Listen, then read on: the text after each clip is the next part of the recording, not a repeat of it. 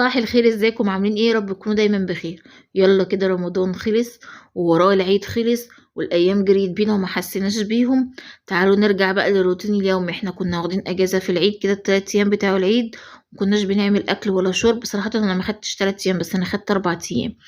مكناش بنعمل اكل ولا شرب وكنا مقضينها اي حاجه. فهنرجع بقى للروتين اليومي بتاعنا ونحضر غدانا ونحضر اللي ورانا كده ونشوف هنعمل ايه ونبطل كسل شويه.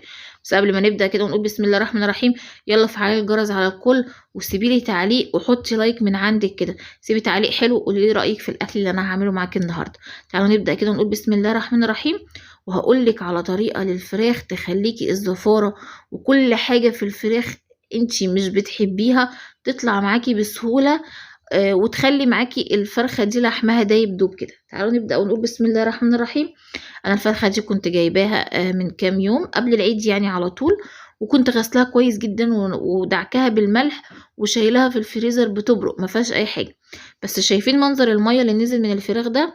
تعالى اقولك بقى ايه السبب اللي خلى كل اللي في الفراخ ده ينزل. انا بعمل لها المحلول الملح دوت، بنقع فيه الفرخه قبل ما بعملها بيوم. اذا كانت فرخه بحالها زي ما انتم شايفين كده مقفوله انا جايباها للحشو، او اذا كانت متقطعه هشويها. والطريقه دي بتبقى حلوه جدا جدا في شوي الفراخ. لو هتشويها بتخلي اللحم بتاعك يستوي بسرعه ويبقى طري، وحته الفرخه ما بتنشفش منك على الشوايه.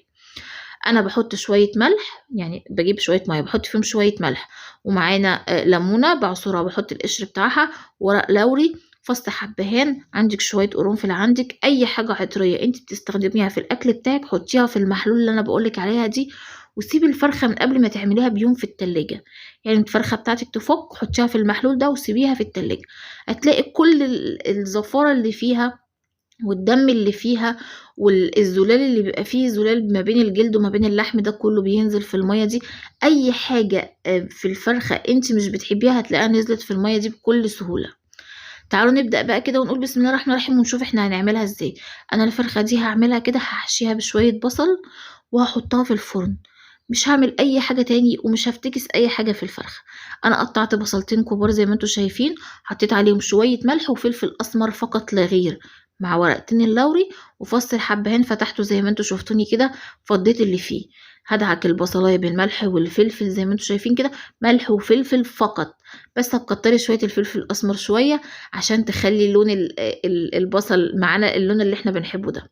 وهحشي البطن بتاع الفرخه كلها من جوه، وما بين الوراك بتاعه الفرخه برضو لو الجلد بتاعك الجلد الفرخه الراجل فتحهولك عشان تحشيها كويس، هندخل فيها شوية من الحشوة اللي احنا عاملينها دي، وهنقفل الفرخة زي ما انتوا شايفين كده، وهنركنها على جنب شوية صغننين على ما نحضر صينية البطاطس. انت تعملي ايه النهاردة؟ هعمل صينية بطاطس ونعمل الفرخة اللي انتوا شايفينها دي وشوية رز، وكده يبقى الغدا خلص. ما وقفناش في المطبخ اكتر من نص ساعة.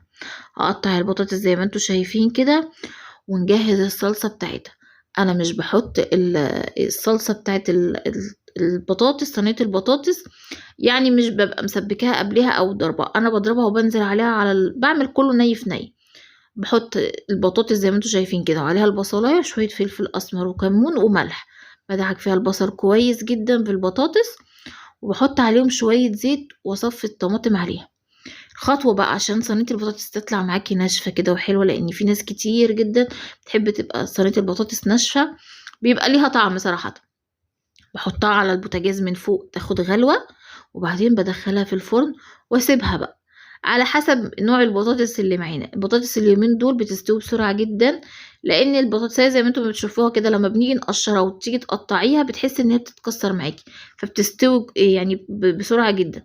انا هسيبها على النار تاخد غلوتها على ما اجهز الفرخة وندخلهم هما الاتنين في الفرن. دلوقتي الفرخة بقى انا هعمل لها ايه تاني عشان تاخد معانا لون حلو كده وما نفتحش عليها شوايه من فوق ولا اي حاجه. انا بشرت طماطمايه واحط عليها كيسين كاتشب. عندك كاتشب حطي معلقه كبيره، يعني عندك ازازه الكاتشب او الكيس الكبير ده حطي معلقه كبيره. انا عندي الكيس الصغننه دول فحطيت 3 اكياس صغيرين بمقام معلقه كبيره.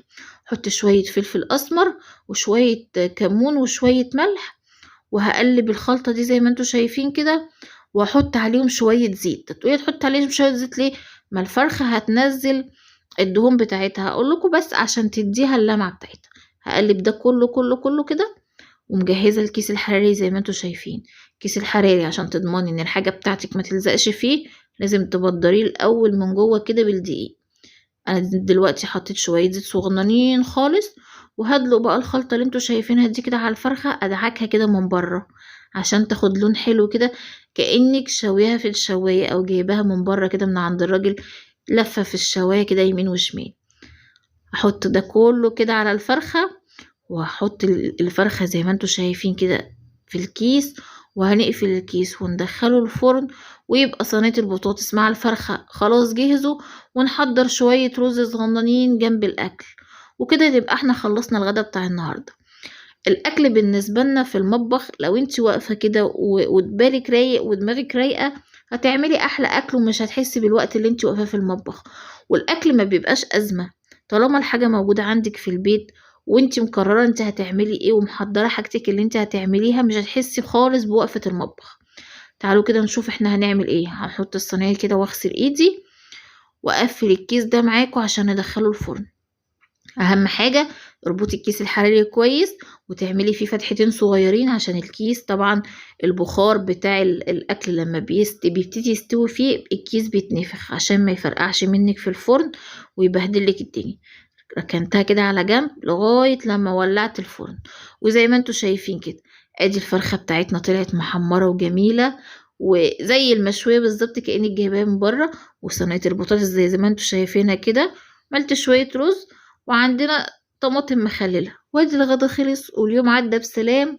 ويا رب الوصفة تكون عجبتكم، يا ريت تسيبولي رأيكم في التعليقات وسيبوا لايك من عندكم وشير كتير للفيديو وفعلوا الجرس على الكل، مش هوصيكم.